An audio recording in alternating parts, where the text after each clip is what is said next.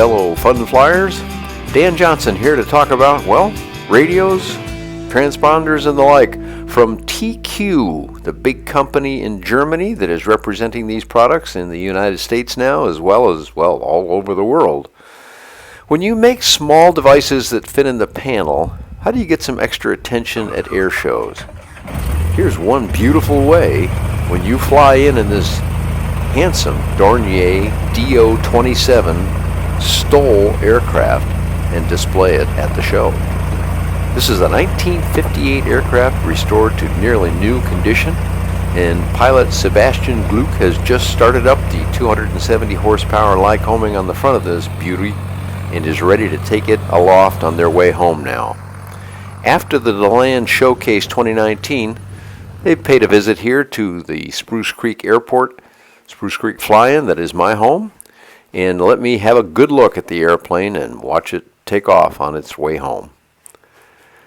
The airplane's a standout by itself, but what's really important here are the radio equipment and transponders that go in it. Now, TQ serves a whole range of aircraft, from airliners to ultralights, and believe me, they've got a form factor for just about every panel you can imagine. Let's have a look. Here's the one most people know. It's a very compact package. This is the KR2 series, and you're seeing it now in various form factors. Here's a little taller one. Here's a little wider one. But their very newest ones are these center stack capable radio and transponder, and they've added one new thing about them, which is a transflective screen that can be read in intense daylight. So that's really an advantage in a sunny country like the United States.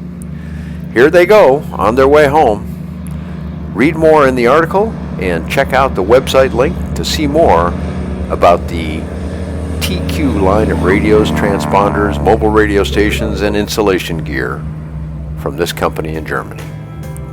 And thanks so much for watching these videos. We hope you'll come back soon for more.